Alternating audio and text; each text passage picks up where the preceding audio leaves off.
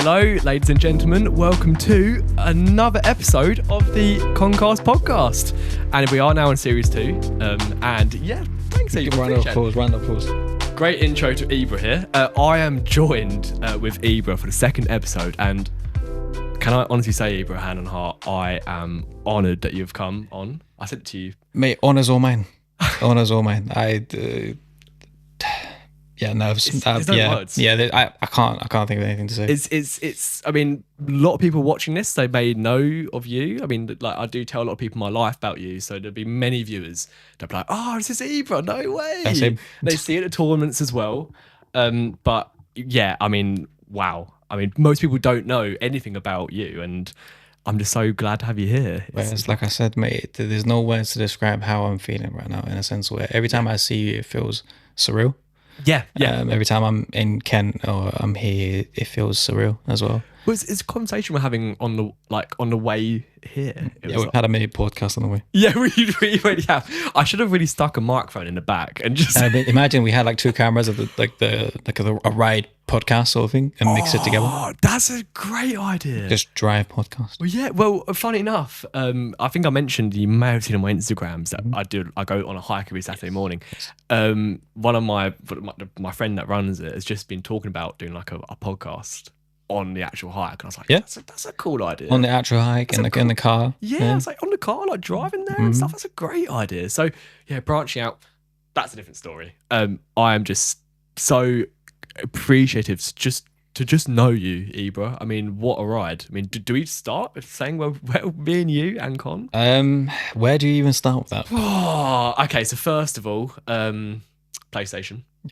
Yes. the PlayStation days. How long ago was that? 2015. 2015 is when I met Con on PlayStation. So a lot of people may not know how is this foreign person? Obviously, I don't mean that in an insult. No. Yeah, because I am. Your family. But now I am, but it used to be. Your family. How did I get to know you guys? Which is a crazy story. I've met Con, obviously not on good terms. Yeah. As you know, at the first bit. Right at the start. Right at the start was not on good terms at all. But then obviously I started to branch out. Yeah. Met a couple of, I'm not gonna name drop people here, but I met a lot of the lads and the squad, as I call it. If you do say someone, I'll just ask them. But obviously I don't want to make more work for you. Yeah. I have to go. So basically I met a bunch of great lads and females as well off knowing Con. Yes. And that was basically the short summary. I met them on PlayStation, rough start at the beginning, and then we just ended up spending 8-9 hours a day on PlayStation just talking about life. Yeah. And here we are. It's crazy. I mean, I was about 14, 15 years old. I was a squeaky little boy. And it's what you said to me today. I was like, how crazy and how surreal what you just said is that you're here. You're coming from Jordan, right? Yes. And it's just wow. Mate, it's crazy. Like I said, when I first saw you in person, in my head I'm thinking you're still that squeaky kid that used to annoy me down the mic. Yeah. But obviously you didn't annoy me that much. But your voice. That's what I'm saying. Squeaky. That's what I'm saying. Like playing Friday the 13th with you as well, and you're screaming your heart out. And Connie's just I say bully me very lightly. It was brother. It was big and little brother. And I'd be like, Connor. And you would have it from not just Con as well. You would have it from me and the other guys as well. Because we all acted like your brothers as well, because we knew your brother. Yeah. I'm going to shout out one of them because they were a previous guest, CBR. If we can say CBR. Of course. Because he was on a previous and he won't mind. Legend. Legend, can I say. But this is what I mean. This is how we all kind of come together. Like Connor was on the podcast. You're here now. And it's just... I know I said it already, but going back 10 years, I would never have guessed we'd be sat here in a room together talking. Mate, you've been in the UK as well. Yeah, I mean, 10 years ago, you've told me I've been in the UK for 3 years now. Yes. And I would have met all the guys and met you, met your family. And I can name drop Poppy, Queen. Yeah, you absolutely. Queen. I might need to ask her. And do you mind? Of course you'll say yes. Come on. My dog.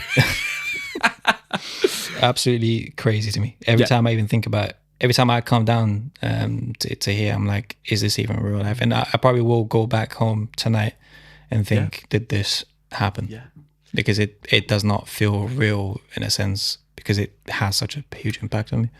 I think as well, going back to my first ever time I physically met you. I say physically because we knew each other over the internet. We knew each other. So we didn't even know if we existed as normal human beings. No. And I wish we met physically in person in better circumstances. Obviously, it was a very emotional time that I met you, but that was so surreal. Giving you that first hug with, obviously that's where Con was laid to rest, and like that is a core memory for me that I will never forget. And I wish it wasn't under those circumstances. But at the same time, I'm glad it happened. I'm glad I got to be there. Yeah. And that was the first time I met your mum and dad as well. It's the first time I met them. Under these circumstances, it's never good, and it's I didn't want it to be that way. Obviously, Con used to invite me almost every single night to come down to England. When are you coming down? I've got the PlayStation ready. I've got the this isn't that ready for you. Con used to come to me off the mic, like off PlayStation. He'd be like, "Oh, Ibra's coming to UK soon." He would say that to me off the mic. He'd be like, "Oh man, no way!" And he'd tell me all about it.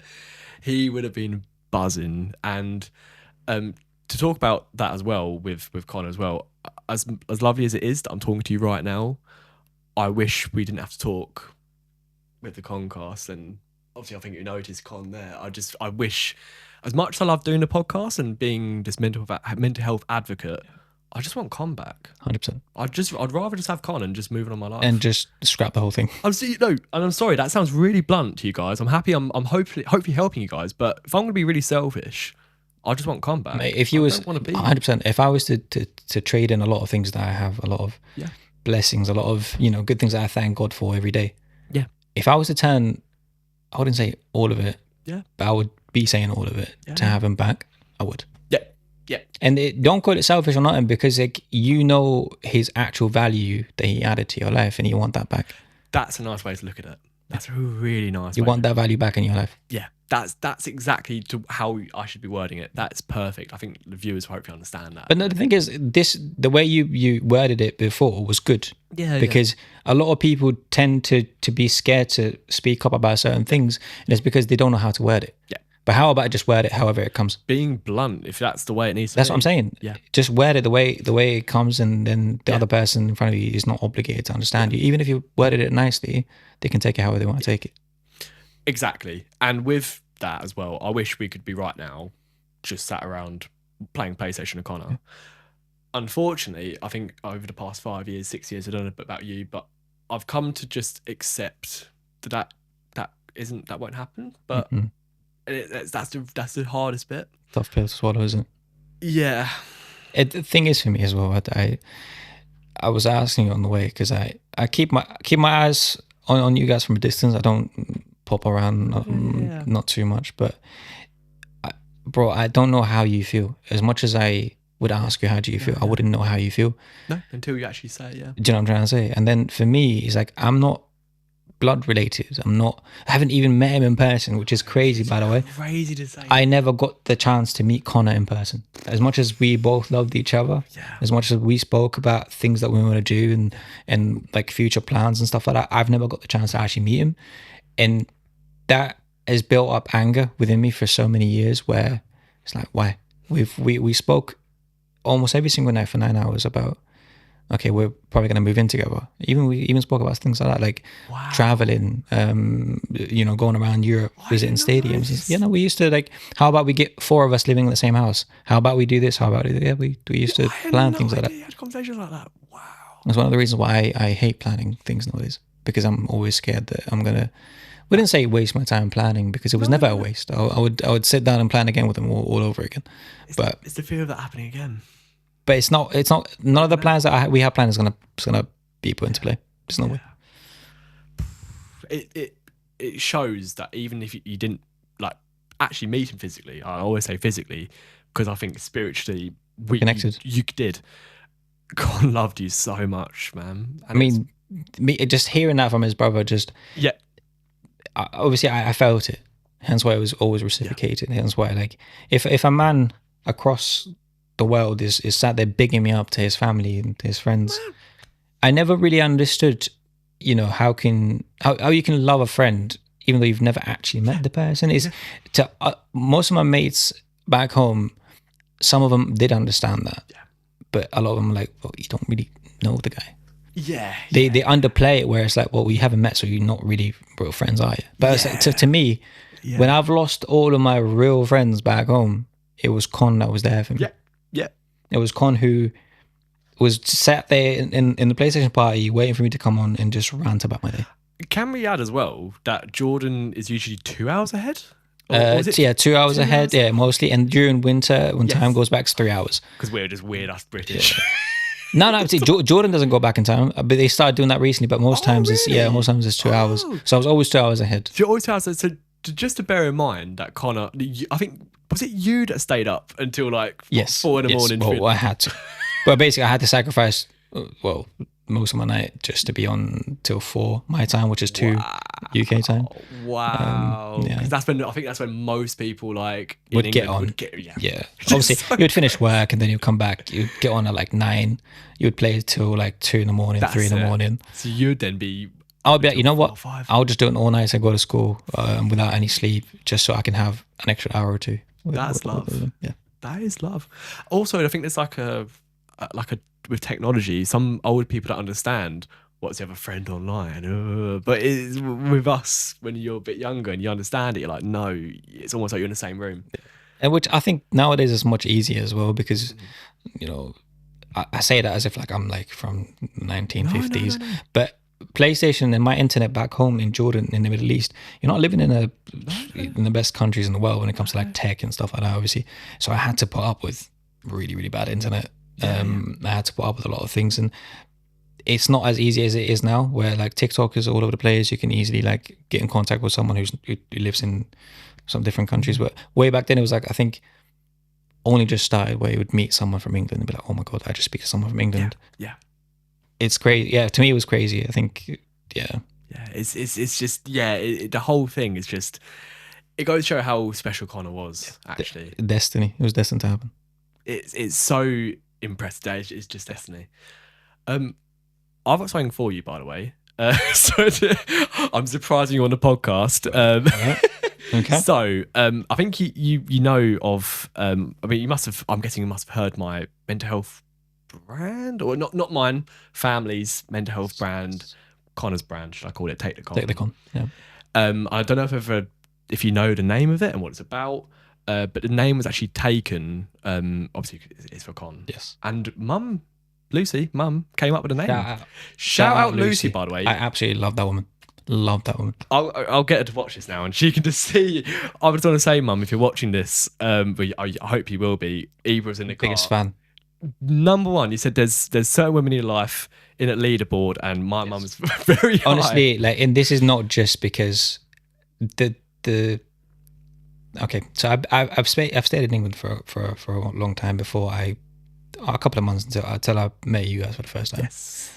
During these months, I've felt homesick, and my head was all over the place. Yeah. Obviously, when I first met your family, that hug that Lucy gave me, I genuinely have not felt homesick during the whole day in that time, and that's something that only my mothers and my grandmas could provide. And at that moment, I thought, that's not like just any other woman that I would ever meet. And the things that she would, obviously she would do to me. Obviously, I would come into your house and do it. She would let me crash, and she would make me like peanut butter sandwiches in the morning. She'd make sure I'm fit, like eat well, this and that. I'm gonna tell you a little secret about that. She was really worried because she was saying, she didn't know your dietary requirements. She said, well, what can Ibra have? I was like, what can I make Ibra? And I said, peanut butter, I think would be okay. Yeah. But she was so not worried, but she didn't know that. Yeah, she does. She cares too much. And Lucy, you're wonderful, and I forever am grateful for you and for the people that you brought to this life, and so am I grateful. Prime example. Thank you so much, Mum. Mum came up with Take the Con, the name. It's funny. It's a boat term, which means to take the con, means to, I mean, I didn't know this until she told me. It means to take control of your life. It's like you take, if you go to a command of a ship and say take the con, you steer the ship. You take control. Take it. Take control. And I thought it was an amazing. Beautiful. And yeah, we're trying to, me and my mum and family, we're trying to push it a bit further, really. And I've got something for you. It's only small, it's not even too much, but I've got wristbands for Take the Con. That's beautiful. You are the first person that I've given this to. James, my brother James, on a group chat the other day went, "Oh, please give me one. He hasn't got it yet, but he will. You are the first one, and I haven't told this to anyone, and this is yours.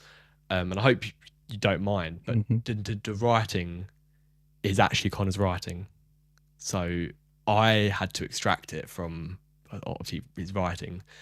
I hope that doesn't put you off, obviously. No, yeah. I don't know what to say to that. I'm very bad at expressing certain things, and that's fine. I've kind of chucked. And my initial reaction is to just get up and give you a hug. Honestly, hug, man. Come on. Oh, I love you, man. I love you. I really don't want to sell it now. Bro, I've chucked it on you. But yeah, I won't be in the mic for a minute. Sorry, guys, but you should better hear me still. do you want to put it on? Yeah, you I'll, happy to? of course. I'll wear Small? I'll wear it. I'll wear them. Check. Watch me try and. Oh, no, help you. Is it too small? Because I have got a big one in the car. My wrist, sorry. Is that good? That fits really well. That's beautiful. That fits really well. So That is so beautiful. I'll put it on. Now another thing that I'm going to tell you, and it's more just about the wristband. Obviously, that is Connor's writing, as I said. So you've got Connor's writing, and I've managed to take the writing to take the con. So he's written something that is powerful, but that is his handwriting. Yeah, I chucked it on you. Another thing I wanted to say that really will hit home as well. You just said that you're not going to take it off. Is that what you just said, or? And not so funny about, not funny, but my granddad James, wasn't my brother's biological granddad, but he meant the absolute world to Connor. It was basically like his dad. Because I know Connor's had father issues, which I won't go into. It's not fair on people. But my granddad James was one of the most important people in his life. I don't know if I've ever mentioned it to you, but he was his absolute idol. Helped him through my parents' divorce. You know, when my parents divorced quite a long time, back in 2007, I think it was. My granddad was there for Connor, and Connor just idolised him. And unfortunately, he passed away from lung cancer in 2012. Yeah, he went to a hospice, which I'm guessing you know what hospice. Yeah, sorry, I know. And obviously different cultures, and you have to mention it 100%. And he was in a hospice, and when we got to it was a Pilgrim's Hospice, which was the brand. When we went to the front desk one day, just before he passed, at the counter, they had wristbands, had yellow wristband, and all it said, I support my local hospice. And Connor said, I want one. I want one of those wristbands for granddad. I literally, shit you not, Connor did not take off that wristband until it broke, and he was devastated. I think he wore it for at least 5 or 6 years straight. So, obviously, I put this on the other day. I only got this on Tuesday. This wristband here, saying Mental Health Matters, I've been wearing this, and unfortunately, I didn't get it straight after Connor passed. I mean, obviously, I'm not in the right frame. Since August 2020, I've not taken this off. So if you go through my Instagram, well, I've seen every time I meet you, you have. You're so observant. No one else knows that. Don't worry about it. Every single picture that we've been involved in, every single time I see you, it's always there. I struggle to get emotional on the camera. Sorry. I mean, I've held it back. I firmed it. I struggle to cry when I'm on camera. I don't know why. It's not even But yeah, so I don't know what to say other than the fact that this will. So what's the date today? 28th of March 2025. So 28th of March 2030. I expect it to be like engraved. You're gonna tattooed on you and stuck to you.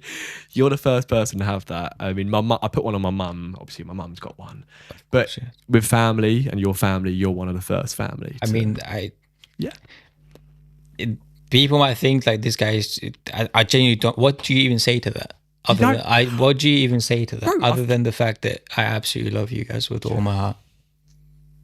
Bro, it's genuine. It's genuine. You said I appreciate that so much. You know, I can't, especially with Connor as well. I've always tried to like explain to people how much I've loved him as a person, and how much he's helped me go through life in probably one of my worst periods of time.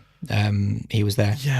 Yeah. What? And I always fail to give him his actual, like, what's the right word? I can't even English now. See, like, no. English has just gone. You can try Arabic if you want. I'll do a translate. I'll run the translator through the. I can't do him justice. Yes, that's the right word. Yeah, that is it. It's And I can't do you guys either as well with this. And this is as powerful as it is, as beautiful as it is, and as it is like a mixture of emotions. Like you guys think that much of me as well, and then 100%. You know, I miss him, and it just, I don't know. Yeah. Don't know. You're the first person to know that's Connor's handwriting. So I've been running. I never knew that even. Yeah, no one ever knew. I think I've had a few questions. People have gone like, "Oh, you know, the writing," and I'm like, "Yeah, just some fun." So why did you guys keep that away though? That's a very incredible question. So what happened was we did it, and I think I had a conversation with Mum, and I said like, "No, we didn't. I'd never had a conversation with Mum, and it was only recently." I just assumed that, you know, no one's asking. I won't mention it.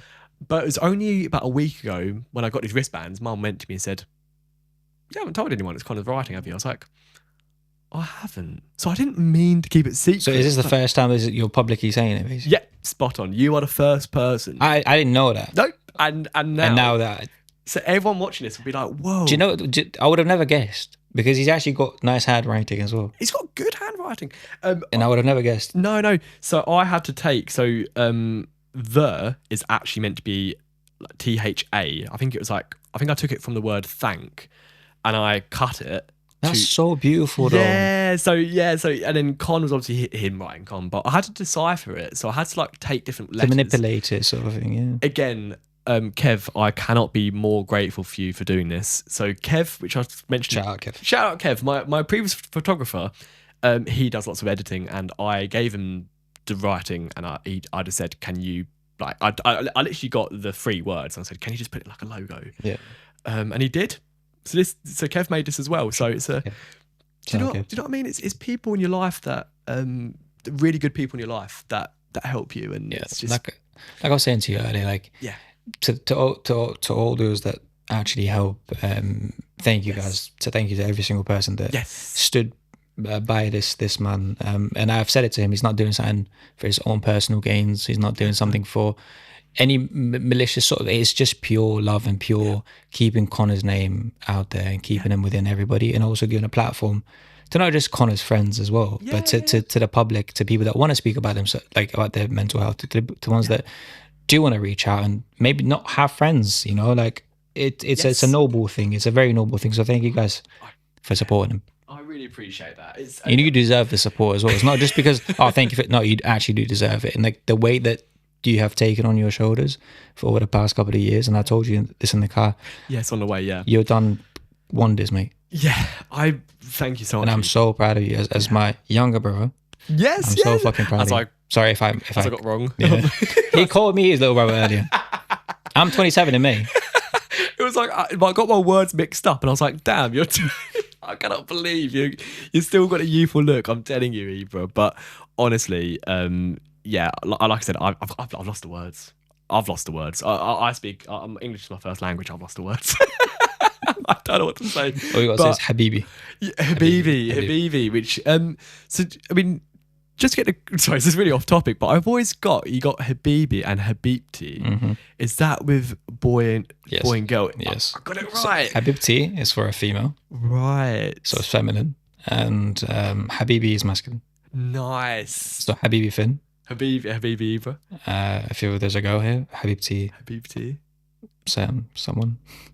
Guys, you're learning Arabic. This is cool. It's so cool. So yeah, that's with Con, obviously. I feel like we needed like quite a long segment with Con because like before we actually move on, actually, I know you've said it a lot, but what did Con mean to you while he was still like physically here? I mean, it was so much, obviously, but you said he helped you through quite a difficult period. If you're happy to, of course. Now it's getting a bit personal. Yeah, it is. I'm getting raw. I like what you did there with the wristband and it's laying the stage for the. As long as you're okay to eat. Of course. This is obviously. I don't tend to speak about my mental health a lot unless it's with someone that I genuinely care for, and I want them to understand where I'm coming from most times, not because I'm expecting help.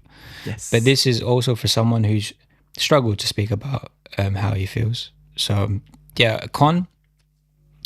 And so I'll tell you about a little bit about my mental health kind of past and history and how he kind of came into the whole picture. Absolutely. So I grew up in a beautiful household. My upbringing was beautiful. I was spoiled with love, and I say that. My grandmas loved me, aunties, dad, mum, all of them. Praise the Lord for that. Absolutely. And then all of a sudden, that got taken away from me in a sense where life hit me a bit hard in 2014. I lost my grandma in 2014, and that was during. I'm so sorry. Yeah, it's been a long time. It goes quick, doesn't it? It does, and that was during like my most crucial years of my like studying bit, because GCSEs, or we call it Taujihi in Jordan. That's like the last. I appreciate you. Yeah, of course. Now, that's what I'm saying. That's really handy to know. What do you call it in Jordan? Taujihi. Nice, It's like the high school and like GCSEs A-level sort of period. Nice, yeah. It was literally around that time, and I could not focus on studying. I'm the oldest in the family as well. Oh, okay. So I had a bit of pressure coming from like an Arab. Obviously, my mom and dad are very like chill down, like, you know, Arabs. They never put pressure on me at all. Yeah. So I'm lucky with that. But I felt that pressure because I've always been the sort of person that wanted to take responsibility, and I had responsibility. Yes. So in 2014, lost my grandma, and she was like my guardian angel at that time. Me and my grandma were like very close. So I didn't know what to do with my life. Every time I would feel sad, there's no one to go to.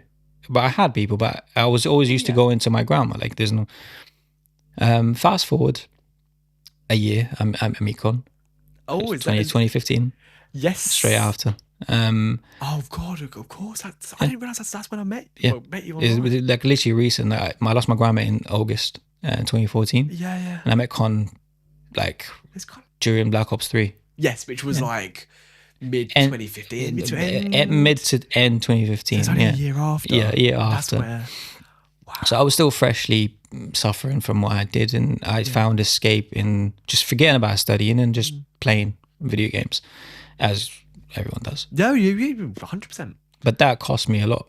That cost me years of education. I failed a couple of modules and a couple of subjects and stuff like that. Because you do have your coping mechanisms, which is... I can't study. I cannot focus.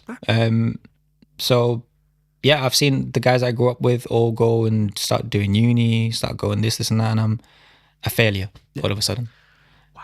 It really hit me home to a point where I didn't have school at some stage as well. After you failed the first year, and then you start being homeschooled, basically. Yes, so you can redo the subjects and stuff like that. Yeah. But it was always Con. Yeah. When I lost all my friends, and I say lost, but I did lose some of them, if not a lot of them. Yeah. I didn't have anybody. I genuinely didn't have anybody, and it was always like I said to you, Con, just sat there waiting. Come here, bring it in. And I'll do the same to him as well. So when he has a shit day, working and he's had enough, he'll just come back home and just vent to me. And it started being like, you know what? I'm there for you. There for me. Yeah. When I had nobody to believe in me other than my family, it was Con. Wow. I remember, obviously, there's a lot of people as well that have absolutely been there for me. So I'm not going to forget anybody. Absolutely. I'm not going to name drop, but you guys know who you are. I'm sure you love you guys. Yeah. But yeah, Con,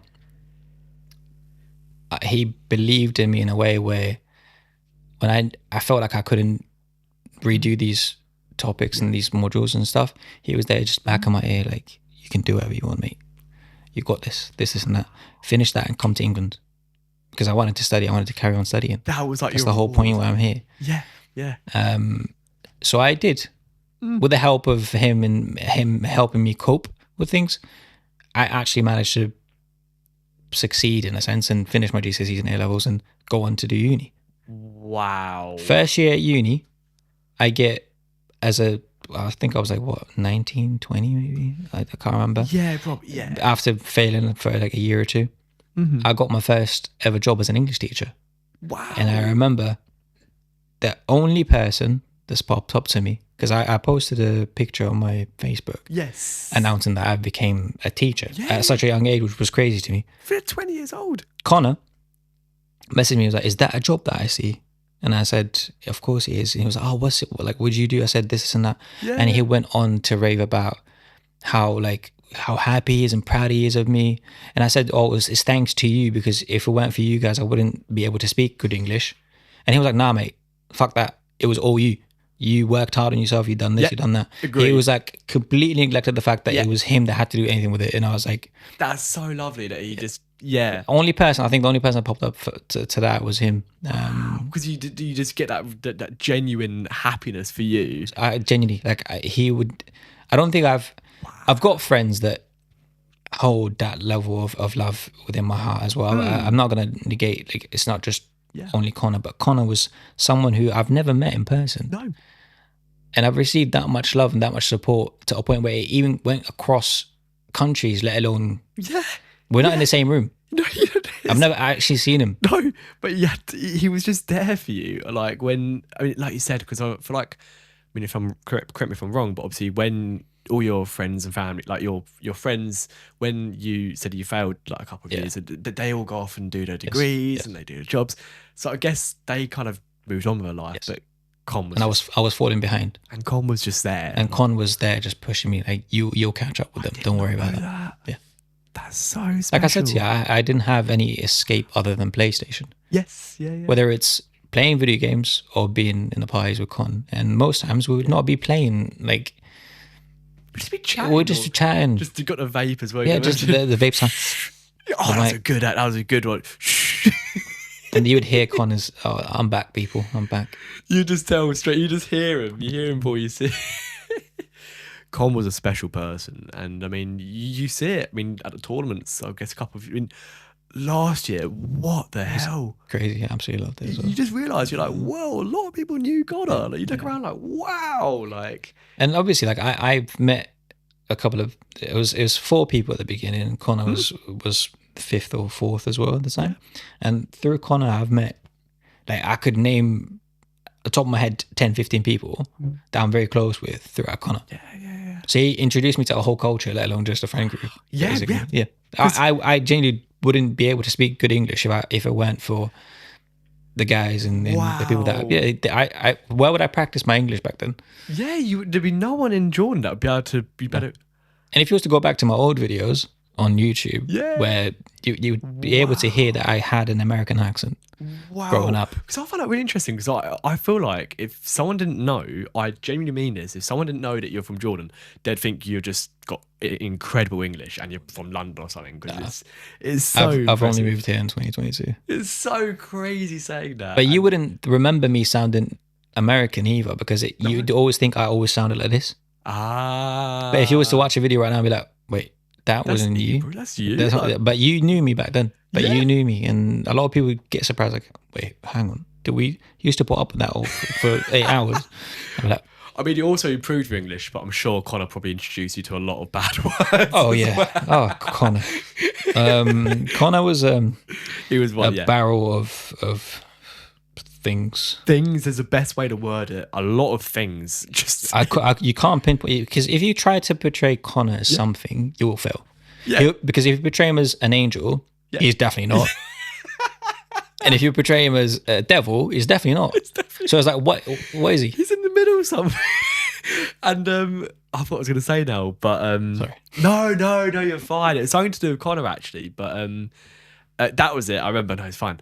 I remember not long after Connor passed, my mum, I think it was my mum that said it, and it said, he was 22. I mean, that's just no age. Can I say first? Awful. But my mum did say that in his 22 years of being alive, he probably lived like triple that. And like how busy, like every day, bro, every day he would come home and he'd have some like random story. Like what? Do you remember what I said when I first saw Poppy and Tobes?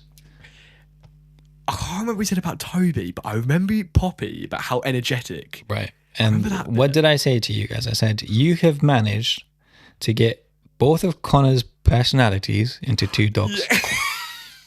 One is very calm and wise and collected in Tobes, and one's just all over the place in Poppy. Oh my God. So you got the 2 personalities in 2 dogs. I remember you saying that, but now you just said it. That's really hit home again. Mm-hmm. They're both, They're again, both. some of these people will know Toby and Poppy. Some of them will. There's a very select crowd. I mean, like, Poppy's a very busy dog, might I add. She's not always available for everyone. She runs around. She's appointment-based. She's busy running around the house most of the time. Yeah. Most people haven't met them, but that's such a great way to put it. Yeah. So, yeah, sorry. So, like, back with I said, well, I knew this podcast, we were talking a lot about Con. Yes. It's such an important thing, especially with mental health. But what you asked me, like, am I going to ask you something random? You already answered it in the car to me, but I'm really interested to know about like life in Jordan, but the culture. I'm so interested, and especially mental health. Yes, mental health for Arabs as a whole, I would say. I don't want to be like the guy that speaks about the whole of the nation and the whole of, but it's very, very dimmed in a sense where, you know, it's getting better now. A lot of people are speaking up, and a lot of people are, you know, especially like my generation and like the younger generation. But most times it will be just brush past, like, say you want to say to your mum and dad, for example. I'm not talking about my own personal thing, but I'm just saying in general. Yeah. I don't like to generalize, but I've seen it with my own hands and I've experienced it. So this is your perspective. That's what I'm saying. I've seen it, like, you know, I've seen it happen. It gets brushed. Like, for example, like, you go to your dad and say, "Oh, I feel depressed." He might say to you, "I'll just get on with it." That's so interesting. Yeah. And I said it to Finn in the car, and I said, somehow that works. I'm not a big fan of it, but it makes the person not focus on it. So, like, for example, like, I say, "Oh, Finn, I feel depressed." Yeah. You would laugh at me. He's like, and I'd be like, "Just grow up, mate." Yeah. Don't really. I'm not with that at all. Yeah. Because you should hear me. I would expect you to hear me as a friend. Yeah. But if your reaction is like, "Wait, why is he not focusing on it? I've just said something that's really deep, but he's not." Yeah. It'll put my mind off it. Yeah. Because I'll be like, he's made fun of it in a sense where maybe it's not there. And then you kind of like not think about it. And then over time, you'll just learn how to get on with it. Obviously, that doesn't work with every case. No. But that's why, like, I've seen, like, that's why mental health in the region isn't as high. Yeah. Because I've seen it here in England. Yeah. It's men, especially men. Like, obviously, it's bad. Yeah. There's a lot with it. It's really interesting to hear that as well, the different cultures, because I don't know whether that maybe drew you to Connor, that maybe Connor had a different culture of that. I mean, he didn't really speak about mental health as a whole, but was he more open about it, or would you say he was still quite closed? Con was comfort.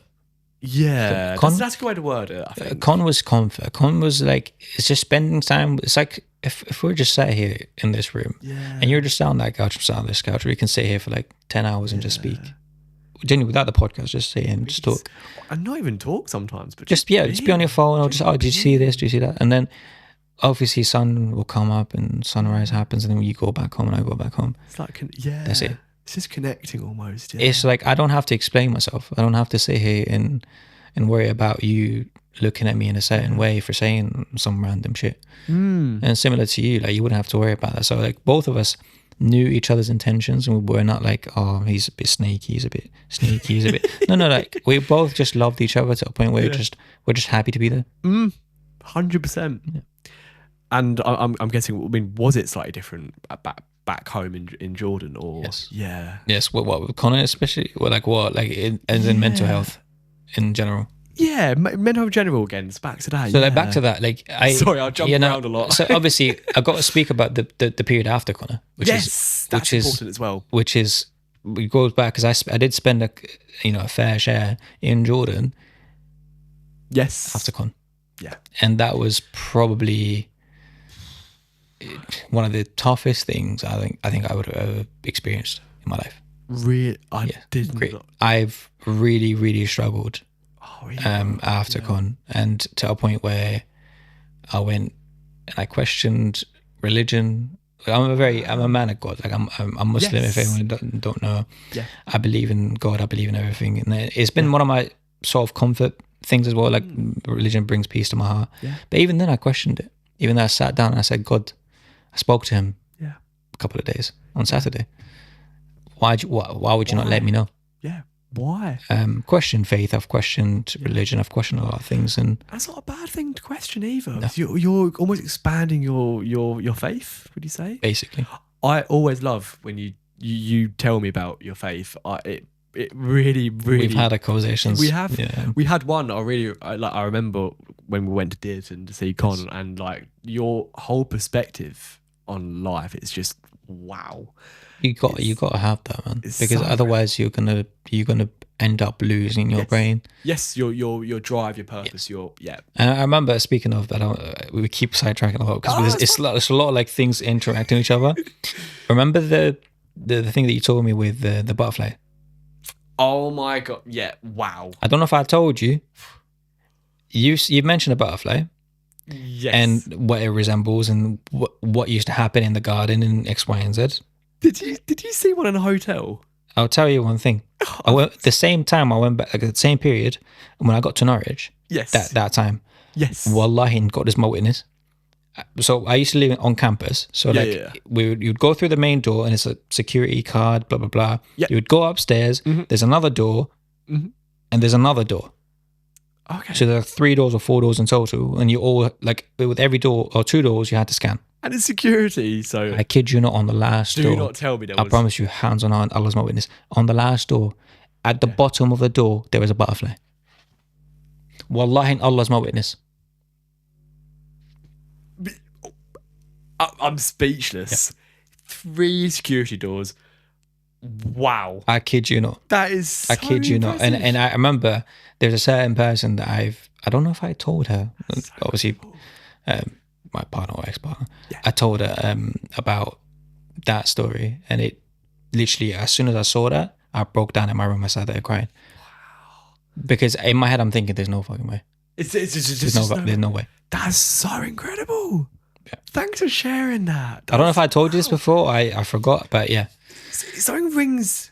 Maybe I did. Maybe I didn't. Yeah, but no. Now I do, and I'm like, wow. It was there, literally on the floor. That's so incredible. As if like you had to see it, sort of thing. And it's like, I know, because like we could jump between Connor and back to mental health and Connor, which is fine. We're just chatting. But with Connor and people that didn't know Connor, he was like for me, this is how I feel. He was like a butterfly, with so much energy, and the fleeting sort of like coming and going, and that's always how I felt Connor was. I'd have a normal chill day at school. Yes. I'd get home, and then Connor would just through the door, just smack you in the face all day. He probably would. You just like zoning out. Kick. It felt like a slap to the face, but a nice slap to the face. Is that even a gentle slap? Is that a gentle, loving slap to the face? It's a slap that you'd get off your parents if you did something wrong. Yeah. It's not hatred. No, it's love. No. So I still see that as well. Thanks for sharing that with me, man. Of course, man. Thank you for telling me the story, because if he didn't tell me the story and I saw it, I probably stepped on it, I think. Yeah, you got us, yeah. But now I made sure it was safe, man. Yeah. It shook me. So basically, we're going back to... Yes, those 3 years. Those 3 years. I did not know that, Ibra. I skipped uni. Wow. For a long time. Even my friends back home used to be like, I beg you, come out. Yeah. Come speak to us, come to us. And I had problems health-wise as well. I can't even remember like how my life was, because it's been so long and it feels like a blur. I was going to say, it literally feels like a blur, because I don't know how I felt other than the fact that I felt lost. I've done a lot of things. I question a lot of things, and and it was hell. And at some stage I was so ready to just give up on all my dreams and not come to England and not do this and not do that. Did not know. Yeah, I thought just scrap it, mate. Just sit back home and just, I don't know, just be a miserable person. Yeah. And just almost just wanted to shut off from everything and everyone and just then, have your escape. And then COVID happened. And that you couldn't leave the house. No. What actually, interestingly enough, what was that? What it's like in Jordan as well? Yeah, it was bad. Was it really? It was really bad. Anywhere? Yeah, it was. I think you had to have like a permit to like leave the house and stuff like that. And going back to that, so like my life was 2014. I lost my grandma. Met Connor in 2015. Lost Connor in 2019. Yeah. And then after that, in a year, I lost my other grandma. during COVID. I think I 20 or 2021. I can't even remember. I remember that. Yeah. During COVID, we couldn't even like, you know. No. And it was a tough period of time where I was like, in my head, I'm thinking, I've just lost 3 people back to back to back to back. Yeah. And Connor's situation is a bit different because it's not just, you know, it's not old. Like old yeah, do you know what I mean? But even that would still hurt. Even that would. I'm not saying like not taken away from it, but in my head, I'm thinking, like, what the fuck is going on? All of a sudden, I went from being spoiled with all these people that love me and everything to then life is just slowly stripping me away from people that brought peace to my heart. And I'm like, what the like. And that's when you question it more, like you said. You questioned your faith. Yes, I did ask God, like, why back to back? Why this? Why that? And then you know, life goes on. I said, well, you start coping with things. You start doing dumb shit here and there. But then, I've met a beautiful human being. Lovely. She helped me a lot and go through that. I mean, she basically was the reason I didn't know I had love in me left because I told you before. I thought, I can't love someone again. I can't plan again with someone. But then she comes along and then we bonded over trauma. Wow. Yeah, because I opened. Everyone knows Connor back home. My family know Connor. My friends know Connor. She know Connor as well. She knows a lot about Connor. A lot. Obviously, spent 3 years with her. She was like one of my guardian angels as well. After that, and so shout out to I was going to say if we do name drop it a bit, but you know, because you mean a lot to Ibra, you mean a lot to me as well. Like that really. Yeah, she's a big part to me, like having the strength to carry on and to actually like come to England, because it was another reason for me to come to England. She lives in England as well, so she's from here. So like it was for me, I need to meet you guys. I need to come and because I promised Con one day I'll come. So it was come here, do uni, meet her, meet you guys, and it was just, to me, it just felt right. It felt, you know what, it's gonna hurt and it's gonna be painful, and you're gonna be alone. You're gonna feel lonely and you're gonna be away from your family and friends. But I've got family and friends scattered around England. I've got, I've got you guys, and thank you to everyone. Thank you to that amazing woman. Honestly, that means so much. Thank you for taking care of my big brother as well. my big brother. That means so much, honestly, and I'm so grateful that you've got a network. You came in 2022 to the UK, and I hope from the sounds of it, you've got a really good network where you got people that care about you, and that's I've got people in Norwich. Got people here, and I got people in London. Ibra, I did not know how tough those 3 years were. I should have known. I should have probably known. I mean, you probably know, but you wouldn't know. I mean, you wouldn't know how it feels. You wouldn't. Do you know what I'm trying to say? Because I've seen you guys do bits and charity matches, and I wasn't involved, and I couldn't come in. I'm so glad you are now, by the way. Like I was watching it from like back home and just seeing everyone gathered and doing things for Con. I'm like, I just want to be there. Like, and that was a drive as well. As much as a pain that was for me. Yeah.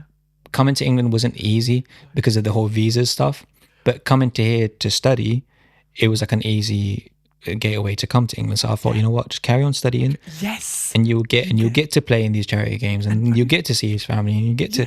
So like all of it just fueled me up after all, to a point where I was like, I'm sick and tired of this. I just want to come full circle with things. I can imagine that must have been so overwhelming for you. Now just realising that all that you worked for me to first meet you that day, and I know it's a bittersweet sort of, it wasn't the greatest, as I said earlier, way to meet, but you've just built up to that. First tournament for me, I could not stop crying at the end when you were doing that speech.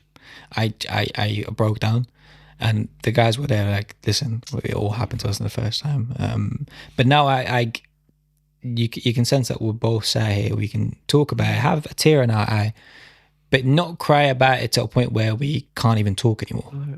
If the camera wasn't here, I'll be bawling my eyes out. I don't know why it just stops me. But even without the camera, like I can speak about Con, speak about how I feel without the tears there. I can cry if I try to scream myself, but I'm trying to fight back.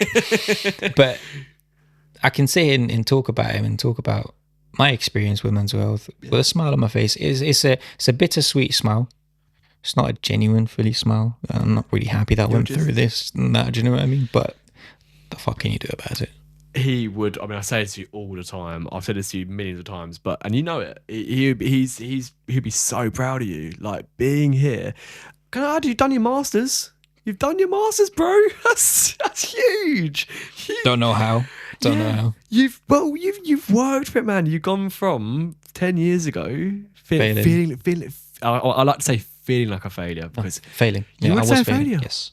And you've now. Do you know why? Because growing up and seeing your grandma think highly of you. Yes, that's your true. Your parents thinking highly of you. Your friends thinking highly of you. Yeah. Taught myself English alongside X, Y, and Z, and then I can't, bypass Arabic and maths and all that.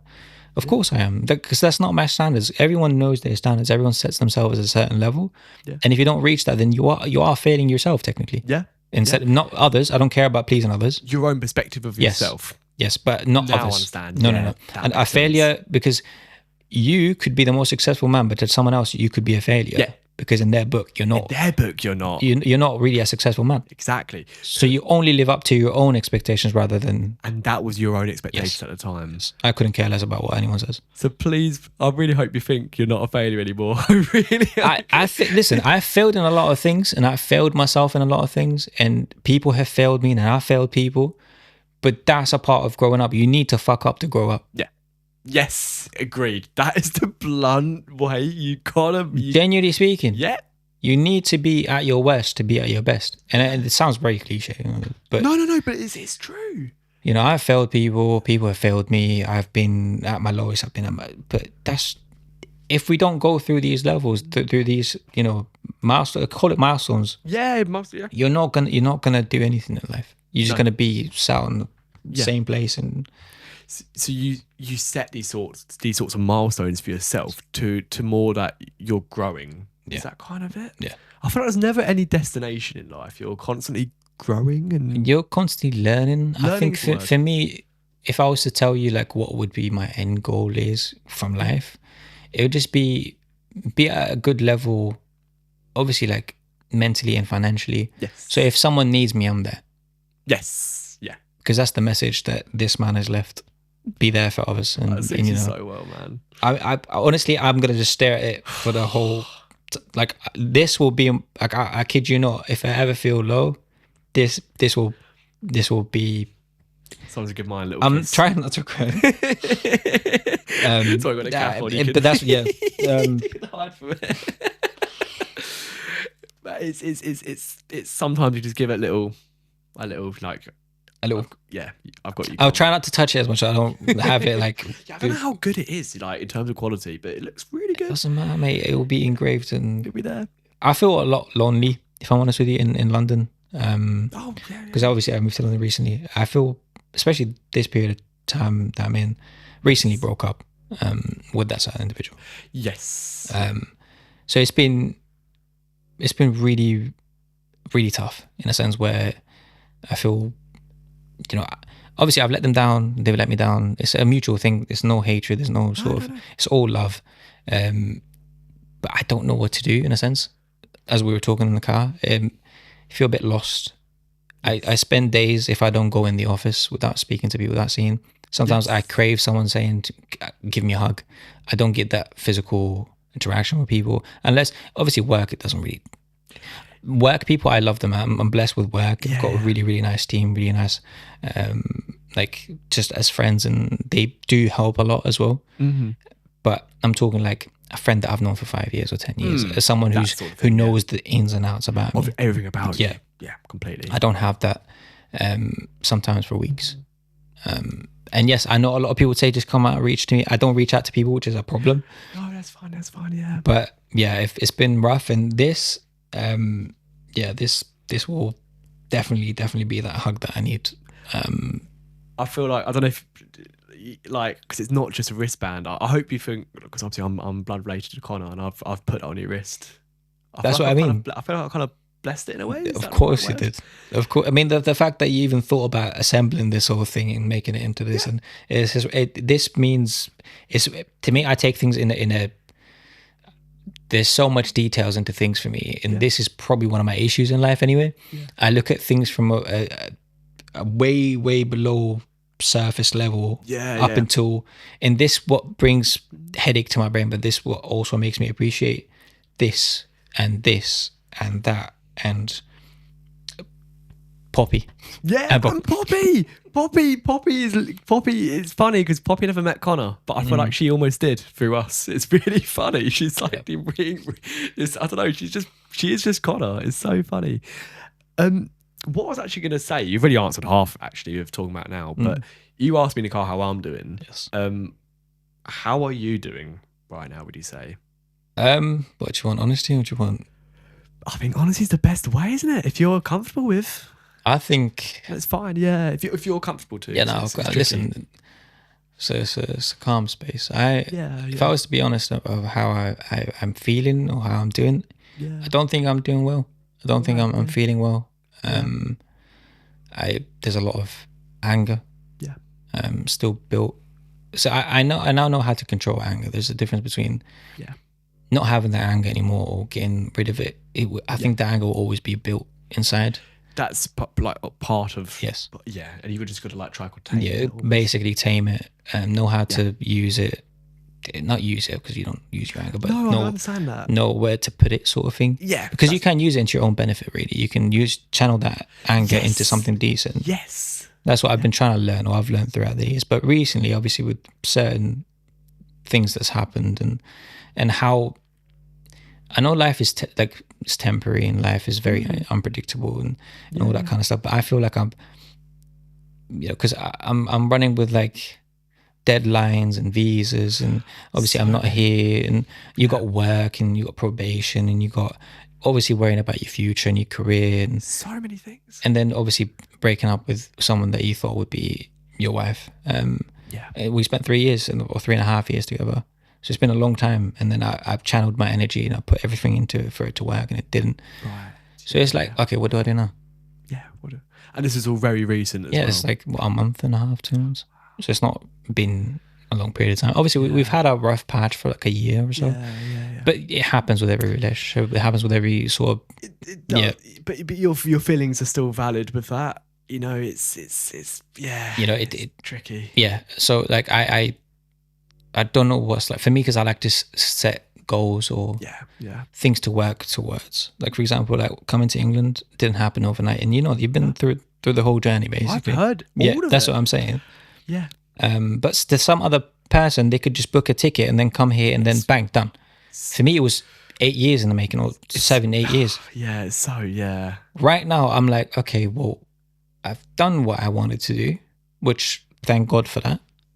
Absolutely. Do you know what I mean? Absolutely. Like everything that I worked for is, God said to me, go ahead, do it. Yeah. But now what's next? I was just about to say, what is the next chapter? What's the next chapter? What is it? I even told my partner, I said to her, this is pretty too personal, but that's fine. Yeah. I said to her, I was like, with us breaking up, etc. To me, she's always a part of that old chapter that I was, still writing or closing or ending. Getting to the end, yeah. But her chapter is still open. So like I didn't finish the chapter with her. It's like I wanted it to end on a good note, sort of thing, us being together for the rest of my life. So it's like that. I've closed the old chapter, but there's a page of it that's still open. That's still. And it's so weird because like, how do I navigate the next chapter? And there's a page I didn't finish in the old chapter. Yeah. That's a really interesting way of looking at it. That's a nice way to word it, actually. Yeah, like there's a page I did not finish. Yeah. And I still don't know how that chapter ends, basically, or how the whole book ends, if you can call it a book. That's a nice way of kind of wording what's kind of going on at the moment, I guess, with that, Because that's one thing, you go through chapters, and then obviously when you die or when you... That's your whole book, that's your life story, sort of thing. That's it, closed. Yeah, that's it. Spine's closed, But so there are some pages where there are decent pages, happy memories, there's dark memories, there's pages that are empty, what could have been. Pages you never want to go. Pages you never want to open. You don't. You don't want to look at. Pages that are, like I said to you, very empty. What could have been, should have been, would have been, but never happened. Yeah. But And then with you said how you're feeling now. He said you feel obviously quite lonely in London. I mean, have you got any close friends in London at the moment? Would you say? Not until yeah. Zero. Yeah. I would say like work has probably been my home really, which is to some other people would be sad. Why is work? But no, I do appreciate my colleagues. I appreciate it's a nice environment that I'm in. Yeah. So I'm thankful for them as well. Yeah. But other outside work, I don't. Yeah. I don't see anyone. Can I say just thank you for being honest and just saying it, because I think it's really important to kind of just come on to just be honest about that. Of course, that is the way it is. I'd lie to you. Yeah, exactly. Never lie to your brother. Would I lie to you? Exactly. It's really nice because you don't know this about people sometimes. You don't know until they say it and they come on to hear. We are about. I mean, this is obviously, as you know, cultures come to Britain, or the culture we're trying to create with this podcast is talking about it, and it's really, really tricky sometimes. But you're helping people by doing that out there, watching, and they're like, Ibra's coming to talk about this. Someone that you've said to me before, coming here, you don't talk about your mental health to anyone, let alone. I do talk about it in a sense where, hence, this is probably out on topic. So, like for example, I know you, Finn. Yeah. And you saw something from me which you didn't like. I'll tell you, listen, Finn. That I didn't like. Yeah, you didn't like, or I've done something that hurt you. Oh, if I did. So I was like, oh God, I don't think there's anything at the moment. I don't think there is, mate. Perfect. Not really, too bad. But like, if I was to do something and then it's like, wait, why is he doing that? Yes. I will tell you how I'm feeling, because I'm not trying to explain myself, but I'm trying to help you understand what I'm going through. Right. So you don't build up your own scenarios in your head. You overthink about me thinking, why is he rude to me because he's rude to me? No, I want you to understand why I'm like this. I love that, because you're filling in all of the gaps that someone might. Yes. You're telling everyone a story. I love that, because there's nothing worse than not expressing yourself fully and you're leaving someone just hanging. Yeah. And I've done that with my partner. Yeah. And that's one of the reasons why I'm really angry at myself as well for that, because I've left her in the dark a couple of times, but I've been very, very explicit and very honest about a lot of things. But when I saw that it wasn't really doing anything, I stopped leaving her in the dark. Yes, yeah. And that drove her crazy. So don't do that to anybody. I try my best to be an open book as much as I can, because there's a lot of things that people shouldn't know about you. But try to be as open as possible, so you don't let the other person just overthink about your actions, or try to figure out what your intentions were. Just be clear, be honest, and being open is a part of honesty. Yeah, that itself is a really important life lesson for people. It's what you said earlier about you almost got to fuck up to learn. Yes, that I think I should take it on board. I think people watching should take it on board. 100%. That's 100%. Do you? This is getting quite deep. Do you forgive yourself yet for that? I mean, not just with obviously your partner at the time, but just in general, when you've now learned that you want to be really open with people. Do you forgive yourself yet? Or I think I'm very harsh on myself. I don't love myself in a sense where I love myself. Look at me. I respect myself. That's good. Yeah. I've been through a lot. I've seen a lot. We all have. Do you know what I mean? We all have. Yeah. And now I'm standing up more for myself. I'm taking no fucks off anyone. Absolutely. If without disrespecting people, obviously I'm not gonna go and dash and blame. No. But I'm standing up for myself more. Now, do I forgive myself for certain things? I do not. Mm-hmm. Yeah. But I try to justify it to myself, because that's a good way. One thing is I've never done anything in life where it came from a bad place. So even if I hurt someone, it was always from a good place. It was always because I thought this was the way to do it, so I can protect you from something that you might not like. Or it was always from a good place. I never meant to harm anybody. I never meant to do something out of like a malicious sort of thing. It was always coming from a pure, genuine heart. You say that to me like, oh, I don't really know, actually. But obviously, because I know you, Ibra, and I know you've try my best. You've got a good heart. I try my best. My heart has been stained over the years. It's been stained. There's sometimes where I wish I wasn't too nice. Sometimes I wish I was cruel. Yes, yeah. Very cold. Yeah. Sometimes I do wish that, because I feel like it covers your heart a little bit. It makes you less fragile, less vulnerable. Yeah. But how do you do that with someone that you've loved for like 3 years without being angry at yourself for doing that? Yeah. Or at a friend that's done this to you, but you can't. No. These are all people that know who you are. So, but you can put that as a face front sort of thing to other people, to new people maybe, but they wouldn't know. Yes. Yeah. That's what's always within me, mate. So do I forgive myself? No, but who am I to forgive? And then not. You respect yourself enough. I'm hoping to know that, like say you fucked up. Is that the word you'd say? But you've learned a really good lesson, an amazing lesson from that, and that's something that I'm so glad you shared with me and people, because that is probably one of the most important pieces of advice I've heard. We do a lot of mental health advice on this podcast. That is a character building piece of advice that, I'm going to salute to that. That is, so even if you don't forgive yourself, I'm glad you respect yourself, and I love you, Ibra. Hearing that. I love you more, mate. But hearing it takes a lot of character to actually acknowledge. Some people don't acknowledge that they messed up, and that takes a lot of character for someone to go and say, look, I messed up. This is what I've learned, and this is what I'll do going forward. That's really, really powerful. So I forgive you. Well, thank you. Not that well, for beating you on FIFA, or slapping you back in the day. That I don't. I'm still crying about it.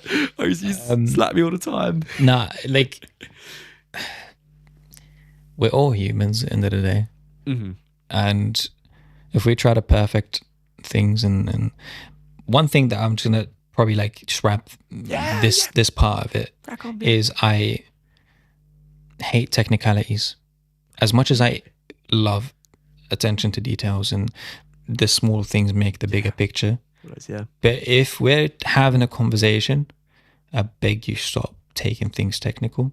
And and basically what I'm saying, like, I don't know how to word it. No, it's fine. It's just be easy. Just I've had years of worrying too much, and I've had years of like thinking and like trying to perfect certain things, and but if I do this will, and creating all these endless options and endless ways of navigating certain things. Yeah. Now I just want to simplify it to either this or that. Yeah. I don't want more options.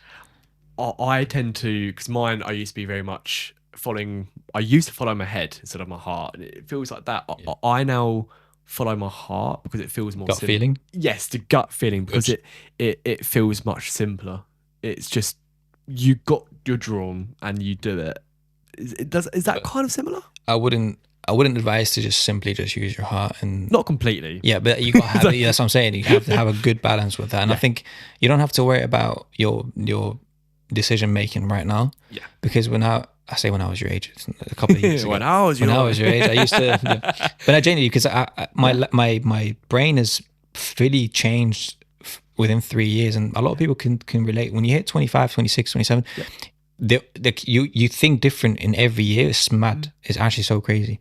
Wow. So like decision, don't worry about how do you make decisions. Yeah. It's just make the decision that feels close to your heart. And this is what I mean. That's the balance. Yeah. That's the balance you've got. You're still using your head, but you're looking, I want to do this.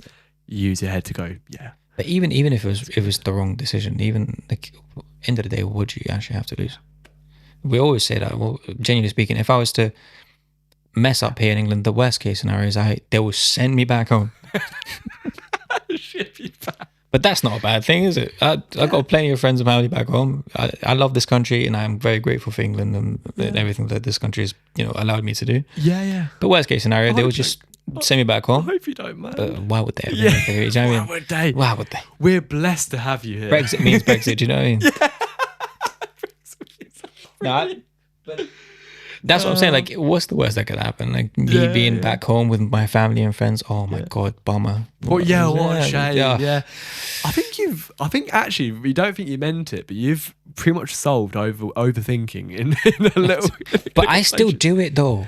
Oh, okay. If I had solved it for people, good. But I still do it every single night, and that's my problem. Yeah. I say that I want option A and option B. That's it. But broski, I've got like, I'm thinking like option A plus C and B, and so it's all in your head. It's like it's flying. It's literally all over until my brain goes so numb, and this when I sleep, I struggle to sleep. Like genuinely speaking, I find it hard to sleep, and I've had this issue for even way before I met Connor. Wow. But now it's even amplified. I hardly ever get any sleep. Yeah. And being an overthinker, option A and option B aren't just option A, option B. No. Going round in loops in your head. Bro, I would be thinking, if I was to be a sheep, what would I do if the farmer was to catch me running away? Like, I would be imagining dumb scenarios about things that would never happen. It's like quite similar to like females. Like, if I was a cow, would you still love me? Yeah. Quite similar to that, but do you know what I mean? Good way of putting it. It's quite similar to that because it would never happen. Yeah. But I would still think about it. You're still thinking, would you love me if I was a worm? Genuinely, I would never ask anyone that, by the way, because that's so funny. But yeah, I do think of stupid things across. That's really cracking me up.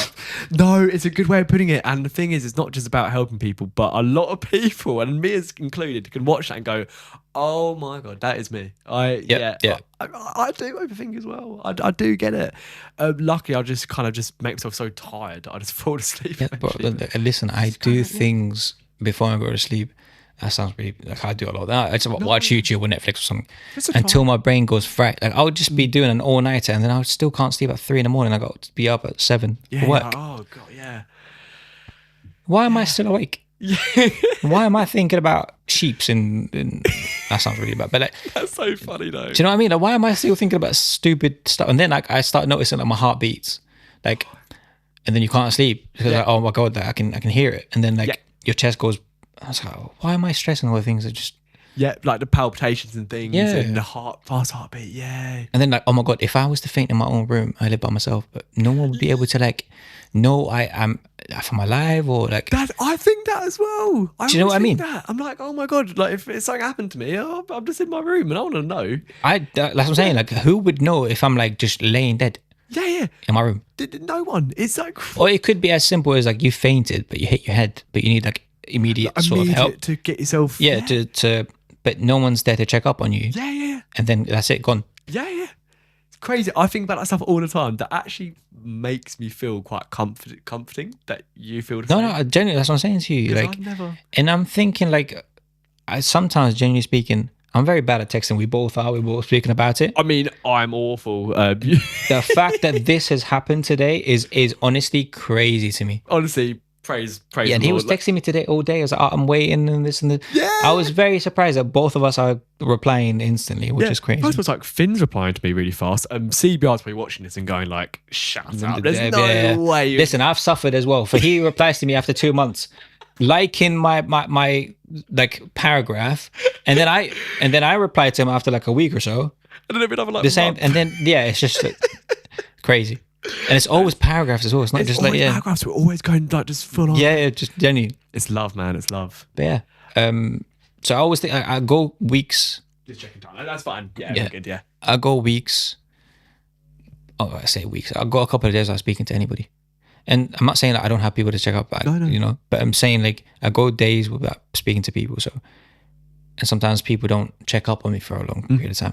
So if that was to happen, you're not even gonna notice really. Unless, because I'm always like a ghost, I just come in and come out. That's the best way to put it, actually, because where you don't see these people for a while and they don't know what's going on in your life. They think you're just busy. They think so that does play on my head sometimes, but it's what means a lot to me when you went to me and said like, "How are you doing, Finn?" Because I don't know. I see these things. You're probably thinking in your head. I see all these things on Instagram and stuff, but how are you actually? How are you actually feeling? I mean, social media. I mean, we could be here for hours talking about that, but.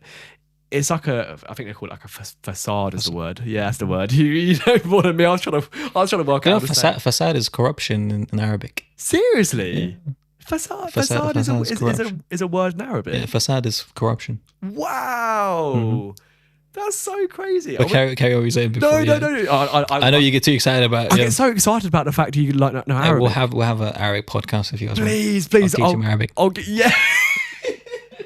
Sorry, first of all, again, I'm going to different stories. What I find most impressive about you knowing English is the fact that we write the other way around, don't we? Yeah, left. We write right to left. Yeah, and then, that's the first hurdle. I'm in absolute awe. It's why I say it to you. Like, I'm so impressed that Habibi into Finn. Was that sorry? Habibi into, which means you are my love, Finn. Wow. By the way, that we say that to everyone. Not everyone, but like you do say that. Should I try to see if like my translator can like pick that up? Oh, do you want me to say something and see if he? Yeah, do it. Okay. Apple might be able to do it. Okay. So if you say it. بدي أحكي إنه أنا بحب عائلة فين وكونر كثير كثير كثير مش شوي. And I'm gonna have to. Are you gonna tell me what you're gonna say, or I have to just like? Do you want me to tell you after, or? I'll tell you what. I'm gonna try to rewind. I'll do the footage. I'll see if I can work it out, and then you can tell me if I got it right. Okay. All right. I heard Finn and Connor, so I hope it's really lovely.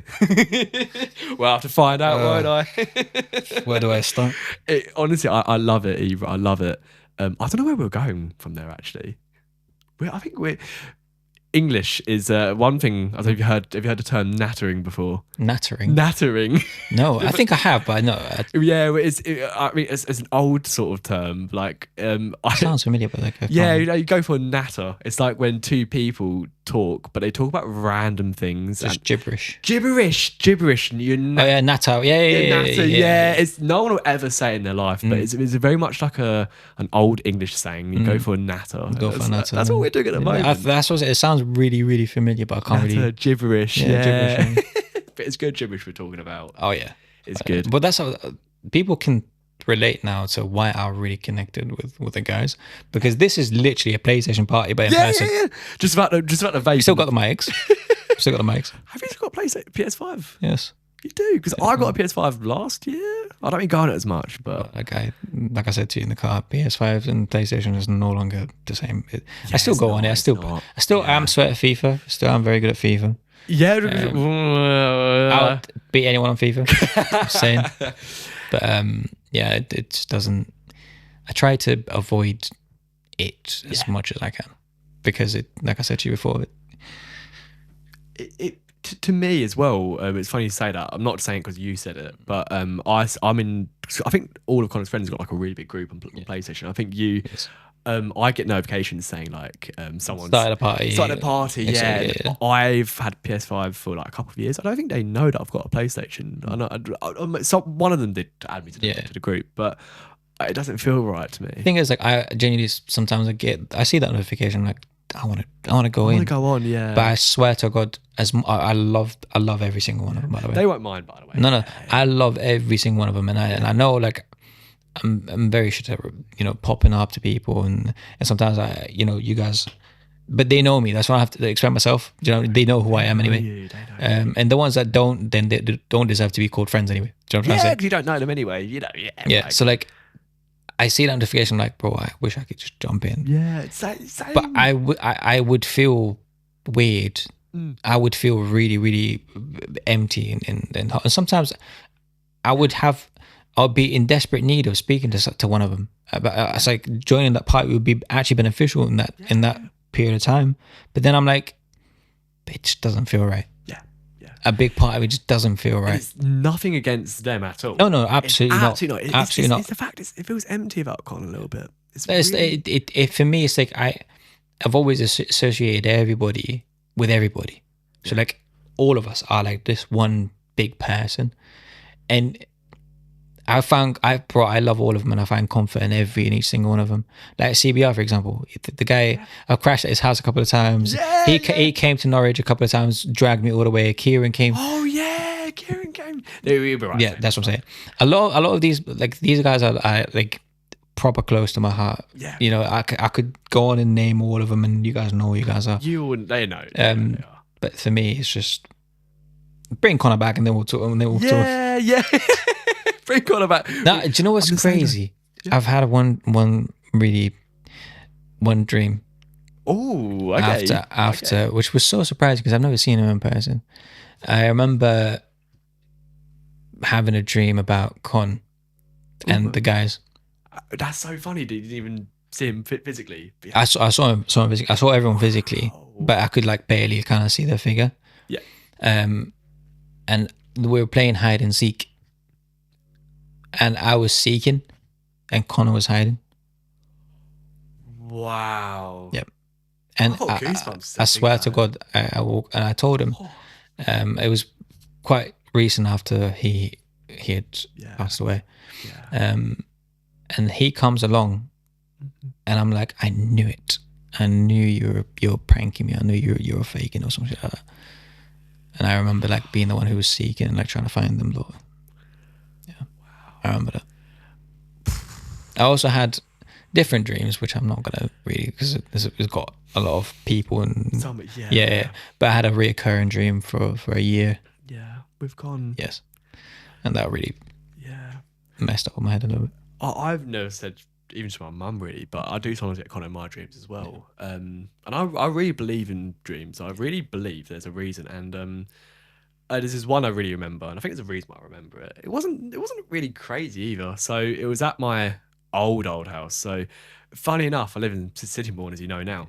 We actually lived in Sittingbourne before we moved to the island for about. So you moved in, then we moved back. It's like a yo-yo, isn't it? Yeah. But yeah, so we went Sittingbourne. I bun this, go back. And then so obviously Connor just came to Sittingbourne and just to the island.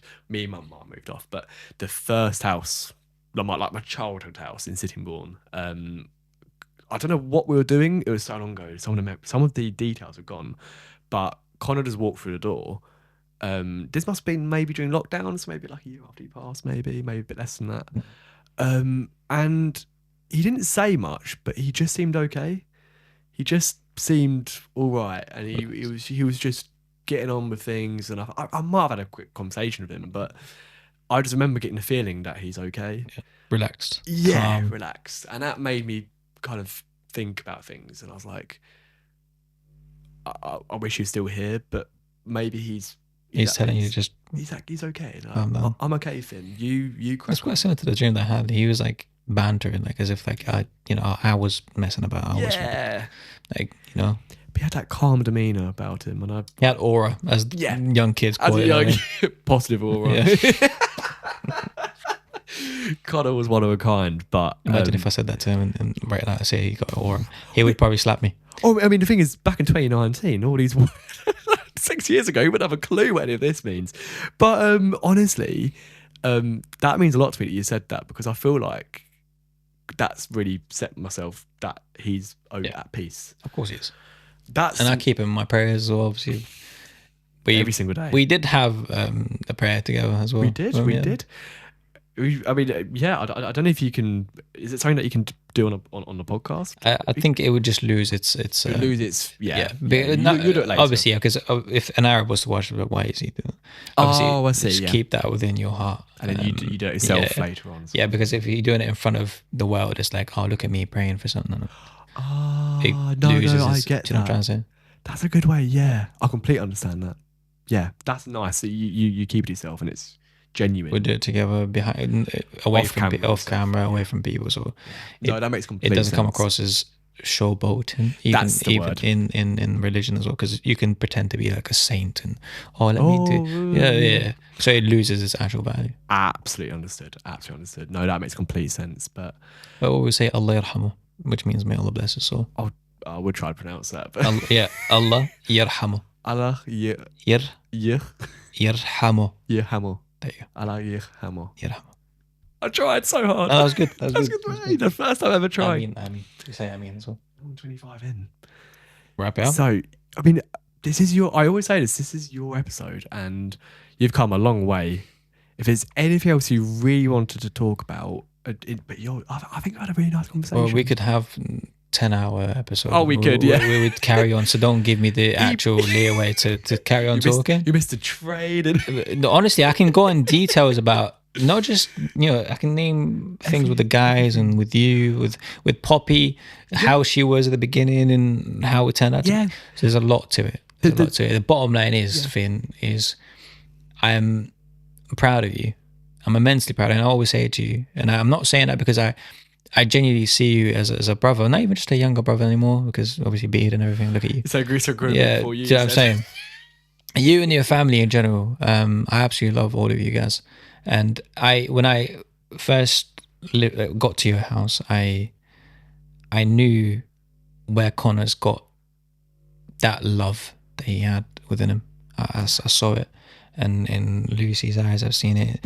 As I told you this last time I've seen you, I said, I can hear Connor in you. Yeah. I speak to you and I'm like, there's a bit of Connor. Because people said we were very different, like in terms of our like personality. Oh, of course, 100%. You're 10 times sweeter than he is.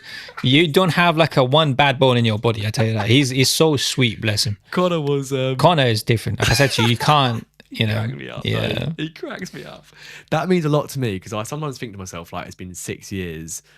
Do I still have Connor in me? And I want. Well, you always do, and not even that. He'll grow with as you grow. Yeah. The guy is still growing within each. You know, obviously, each one of us actually. Yeah. Like for me, like I said, I like to speak about him to everybody, keeping that legacy alive, keeping him there. And genuinely speaking, like I cannot wait to do more things for Connor, to see you do more things. This is something you're doing for Connor right now. But bro, this is more. How do you repay him? How do you repay you guys? How do you do you guys justice? Like I said earlier, there's no way to do it other than to keep on doing. Yeah. And the thing is, it might sound like it's a lot of work because he's traveled this, but wallahi, and Allah's my witness is light work. This it's so light on the heart. The efforts or the it's not even effort because I want to do that. I'll just involve me in. I want to be involved, and I do apologize for not coming here quite early. It just took me a really, really long time to be able to sit here and compose myself a little bit to even talk about it. You honestly sound so good as well. People, if you didn't say that, people watching this would have no idea. I struggled. I thought like if I come on, I'm gonna start crying my heart out, and it's just gonna be a whole about me crying. And I was like, no, just think about it, and then just grow a bit of parables and just do it. I mean, you say Connor would be laughing at us, but but deep down, he'd be like, he'll probably be after the podcast. Like, you all right? Is everything okay? There he is as well. That's one of the. I do miss his random messages at night saying, "Ibra, you alright?" No, he would do that. Really? Yeah. He would say. He would just message me, "Ibra, you about? Ibra, my bro, Habibi." This just random messages. Ibra? ? That's it. And nowadays I go through days without receiving that. I haven't done this yet, but I'm going to do like a little Anfield. As he touched. Yeah. Yeah. That's in. They're all my friends that signed the shirt at the first tournament. Yeah, we love you, bro. So. Love you. Always, mate, always. But like I've said it already in this podcast, but it goes to show who Connor was as a person. The fact that you were from a different country, literally a different country, and you've got so much love for him. It fills my heart. It really does. That's how great he is. He influenced. He shaped up my last 10 years. Yeah. Definitely shaped up. Helped me immensely. Was there for me and for others, and introduced me to a lot of great people as well.